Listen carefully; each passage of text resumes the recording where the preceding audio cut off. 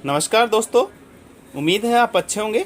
आज के वीडियो में हम आपको दिखाने वाले हैं कि सिंगल डोर फ्रिज की वायरिंग कैसे की जाती है और सिंगल डोर फ्रिज में किस किस तरीके के फॉल्ट आते हैं। उन सभी फॉल्टों की जो संपूर्ण डिटेल जो है इस वीडियो में हम आपको देने वाले हैं। तो दोस्तों, इसमें सबसे पहला जो फॉल्ट है वो आता है कि आपके फ्रिज में कूलिंग नहीं आ रही है। तो कूलिंग नहीं आने का सबसे मेन कारण जो है वो आपको देखना है, ये है कि उस टाइम पे आपको सबसे पहले आपको कंप्रेसर को चेक करना है कि कंप्रेसर आपका चल रहा है या नहीं चल रहा। पता लगा कि कंप्रेसर चल रहा है और वो सही एम्पियर ले रहा है। सही एम्पियर का मतलब फ्रिज लगभग जो है सिंगल डोर फ्रिज 0.3 से लेकर 0.5 एम्पियर के लगभग करंट लेता है। वो इतना करंट ले रहा है और फिर कूलिंग नहीं कर रहा है, तो इसका मतलब ये है आप इसमें गैस चेक करेंगे। दूसरा फॉल्ट तो पहला फॉल्ट तो ये है कि उसमें आप गैस चेक करें। दूसरा फॉल्ट ये है कि कूलिंग नहीं कर रहा है, कूलिंग नहीं कर रहा है। तो उस टाइम पे अपन फ्रिज को कंप्रेसर को चेक करेंगे कि क्या अपना कंप्रेसर चल रहा है या नहीं चल रहा। तो उस कंडीशन में कई बार देखने को मिलता है कि उसकी गैस तो ओके है, लेकिन कंप्रेसर कुछ सेकंड के लिए चलता है, उसके तुरंत बाद ट्रिप हो जाता है। तो वो ट्रिप होने का जो कारण है वो ये होता है कि आप यहाँ पे जो देखोगे नज़दीकी से है तो आपको ये दो रिले दिखाई देंगी।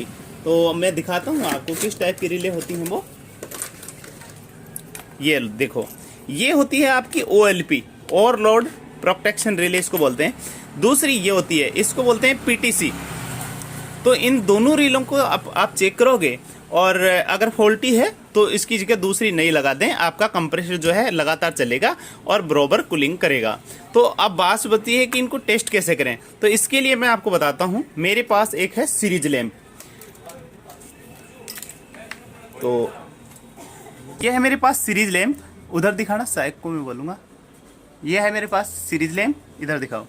तो आप ये जो है, ये है मेरे पास OLP, और OLP को दोनों पिनों पे थोड़ा जूम करके दिखाओ नीचे से।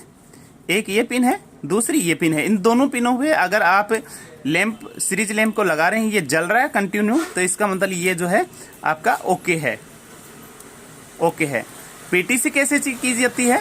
तो PTC में मैं आपको बता देता हूँ। इसमें 4 पिन की भी होती है, 3 पिन की भी होती है और 1 पिन की भी होती है।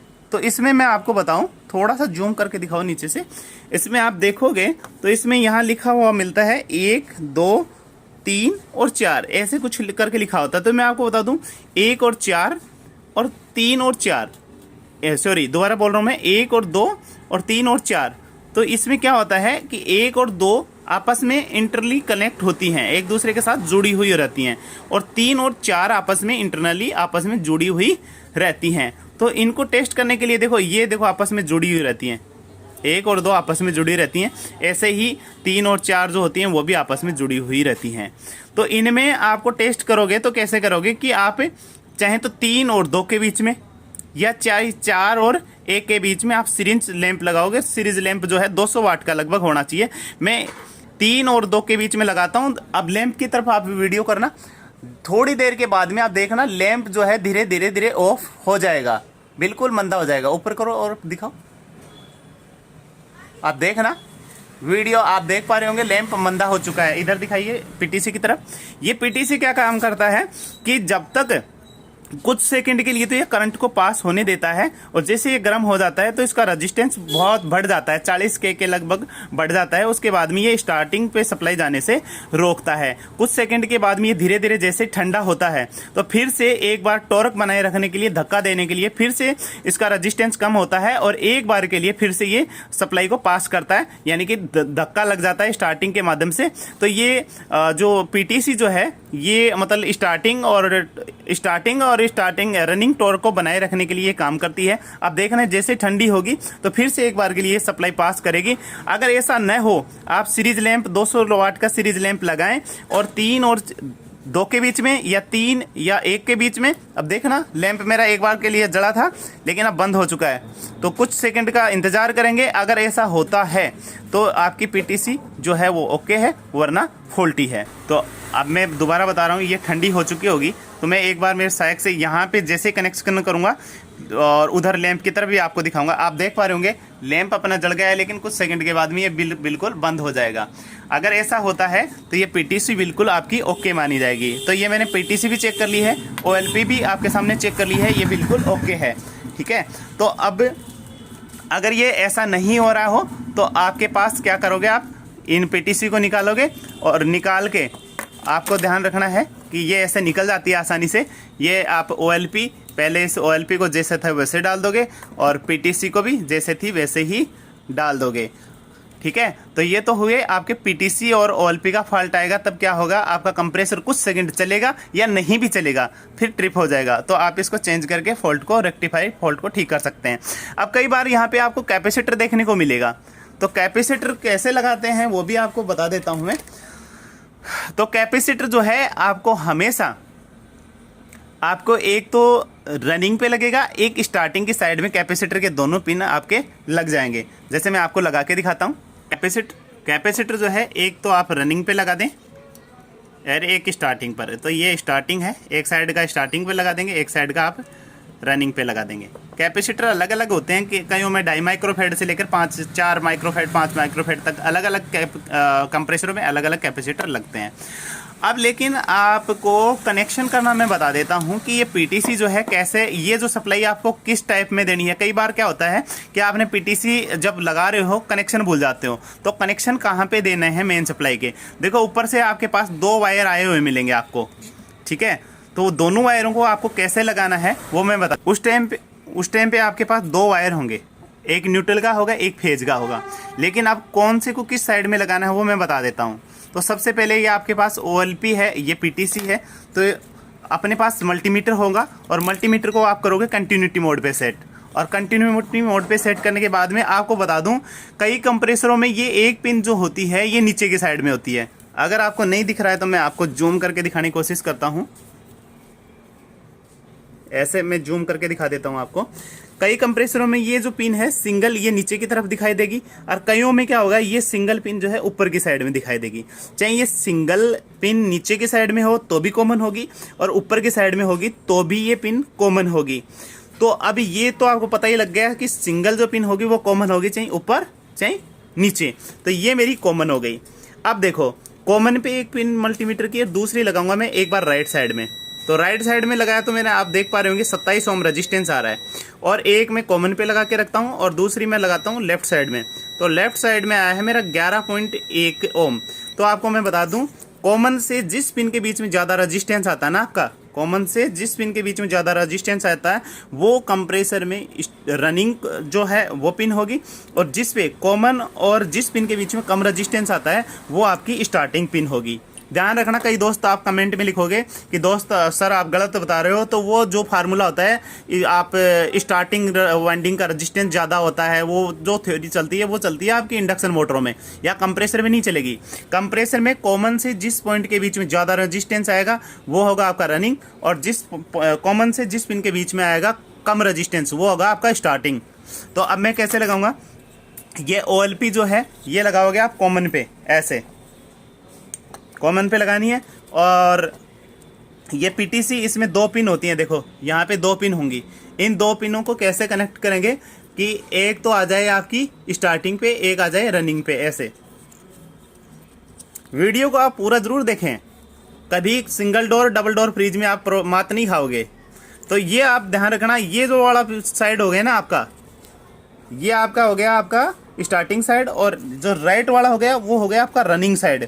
तो मैं जो सप्लाई दूंगा, फेज सप्लाई जो दूंगा वो दूंगा मैं कॉमन पे दे दी, और जो न्यूट्रल सप्लाई है वो मैं रनिंग साइड में इधर दे दूंगा, ये दे दी सब। तो आपका काम हो गया है। अगर इसमें कैपेसिटर भी लगाना है तो ये 3 पिन वाली फिर PTC आपके काम नहीं आएगी, फिर इसकी जगह आप लगाओ 4 पिन वाली। ये मेरे पास 4 पिन वाली भी है, देखो इधर देख पा रहे होंगे 4 पिन है इसमें। तो 4 पिन वाली मैं इसमें PTC लगा देता हूं, ये लगा दी है। तो अभी इसमें भी वही फंडा होता है, आप थोड़ा सा ऐसे दिखाता हूं मैं, थोड़ा सा पास से। तो इसमें आप देखोगे तो इस साइड में जो है आपका रनिंग पे मैं न्यूट्रल सप्लाई दे देता हूं, बच गया आपका कैपेसिटर। तो कैपेसिटर एक आप स्टार्टिंग साइड में दे दोगे, इस साइड में और एक दे दोगे आप रनिंग साइड में। ये जो है पीटीसी और कैपेसिटर लगाने के तरीके होते हैं। अब सपोज किया आपने कि ये लगाने के बाद में भी आपका कंप्रेसर नहीं चल रहा है, तो आपको क्या करना है? फिर आपको दोस्तों मल्टीमीटर को करना है 600 वोल्ट एसी पे सेट, और आपको कंप्रेसर को सप्लाई देनी है, यानी कि फ्रिज को आपको सप्लाई देनी है। और यहाँ पे जो सप्लाई आ रही है ना, ये आप देख पा रहे होंगे, ये फेज और ये न्यूट्रल, इन दोनों पिनों के बीच में आपको सप्लाई चेक करनी है। एक बार लगाना, यहाँ कॉमन और न्यूट्रल और फेज के बीच में 235 वोल्ट के लगभग सप्लाई आ चुकी है। यहाँ पे सप्लाई आई हुई है, फिर भी कंप्रेसर नहीं चल रहा है, तो आप ध्यान रखना ये OLP पीटीसी आपकी खराब है। और यहाँ पे पता लगा कि सप्लाई ही नहीं आ रही है, तो आपकी या तो मेन जो सप्लाई केबल है वो खराब है, फिर आपका जो थर्मोस्टेट है वो खराब है। अब थर्मोस्टेट आपका खराब होगा ना, तो 2 फॉल्ट आएंगे। या तो आपके फ्रिज में बहुत ज़्यादा बर्फ जमेगी, उस टाइम में क्या होता है, ये डायरेक्ट हो जाता है, टेम्परेचर को सेंस नहीं कर पाता है, तो उस टाइम पे क्या होता है, ये चिपक जाता है, मतलब जो स्विच है वो चिपका हुआ रह जाता है, लगातार जो है वो सप्लाई आउट करता रहता है। तो उस टाइम पे आपको थर्मोस्टेट को बदल देना है, बर्फ जमने की जो प्रॉब्लम है वो कम हो जाएगी, समाप्त हो जाएगी। कई बार क्या होता है, कंप्रेसर पर यहाँ पे सप्लाई ही नहीं आती है, तो उस टाइम पे ये क्या होता है, ये ओपन हो जाता है, आगे सप्लाई आउट नहीं करता है। तो वो आपको मैं चेक करना बता देता हूँ कि कैसे इसको चेक किया जाता है। जो पिन है वो निकाल लेनी है, और सीरीज लैंप आपको लेना है, और सीरीज लैंप की दोनों जो पिने हैं वो यहाँ पे लगा के देखेंगे। अगर आपका लैंप जल रहा है, इसका मतलब नहीं जल रहा है तो ये खराब है, और जल रहा है ये ओके है, आपको बदल देना है। अब दो फॉल्ट आते हैं इसमें। एक होता है बहुत ज़्यादा बर्फ जमाना, तो ये खराब होगा, आपका सेंस नहीं कर रहा है, इसको बदल दें। दूसरा फॉल्ट होता है कंप्रेसर पे सप्लाई नहीं जा रही है, तो ये क्या हो जाता है, कंटिन्यू ओपन हो जाता है, उस टाइम पे आपको इसको बदल देना है। तो कैसे चेक करेंगे कि इसको ऐसे सीरीज से टेस्ट करेंगे। अगर लैंप जल रहा है तो ये ओके है, और नहीं जल रहा है तो खराब है। अब नहीं जल रहा होगा तो आपको ये बदलना है, और जल रहा होगा, इसमें मतलब कंटिन्यूटी बता रहा होगा, तो आपको मेन सप्लाई की जो केबल है उसको चेक करने की ज़रूरत है। अब इसकी मैं फाइनली वायरिंग बता देता हूँ आपको।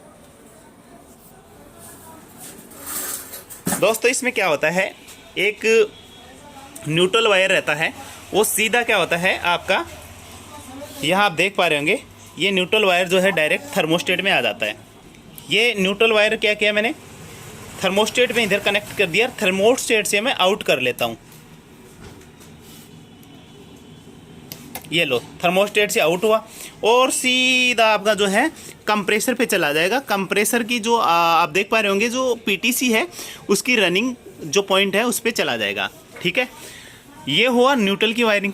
बचा फेज जो है दोस्तों, फेज पॉइंट जो ये आपका देख पा रहे होंगे, ये फेज है, और ये सीधा क्या होता है, ये आपकी OLP जो है उस पर OLP वाले पॉइंट पे आके कनेक्ट हो जाता है। तो इसमें बड़ा कोई वो नहीं है, दोबारा से समझ लो। न्यूट्रल आया, सीधा थर्मोस्टेट में गया, थर्मोस्टेट से आउट हुआ और पीटीसी पे चला गया, और आपका फेज सप्लाई आई सीधी, और वो कहाँ चली जाएगी, आपकी पीटीसी पे चली जाएगी, पीटीसी की पॉइंट पे। बचती है आपकी लैंप की वायरिंग। तो ये जो न्यूट्रल है, इसी में से उठा के एक वायर, और मैं ये एक पुश स्विच होता है इसमें दे देता हूँ, और इससे आउट करके इस लैंप को न्यूट्रल कनेक्ट कर देता हूँ। फेज जो है आप देख पा रहे होंगे, जो फेज लाइन आ रही है उसी के बीच में जो है फेज जो है कनेक्ट हो जाता है। जैसे ही आप डोर खोलोगे तो ये लैंप जल जाता है, और डोर बंद कर दोगे तो ये लैंप जो है बंद हो जाता है। दोस्तों उम्मीद है सिंगल डोर फ्रिज की वायरिंग समझ में आई होगी, और सिंगल डोर फ्रिज में जो भी फॉल्ट आते हैं वो समझ में आए होंगे। और फिर भी अगर आपको किसी तरह की प्रॉब्लम आए तो आप हमारे दिए गए डिस्क्रिप्शन में दिए गए नंबर पे आप हमारे से संपर्क कर सकते हैं, हम आपकी मदद करेंगे। दोस्तों मिलते हैं नेक्स्ट वीडियो में। Thank you.